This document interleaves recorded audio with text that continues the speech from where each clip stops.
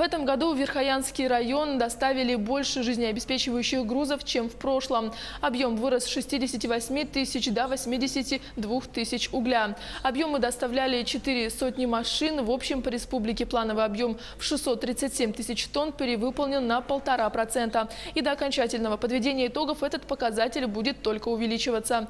То же самое касается и перевозок по северным и арктическим районам. Там план перевыполнен более чем на 2%. Напомним, все автозимники закроют 25 апреля. Сейчас остаются перевозки по газоконденсату в Анабарском, Булунском районе.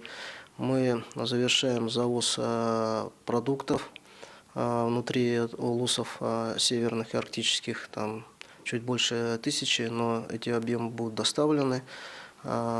Доставляем овощи тоже. Объем небольшой был в этом году. И 70 тонн осталось, машины все уже в пути находятся.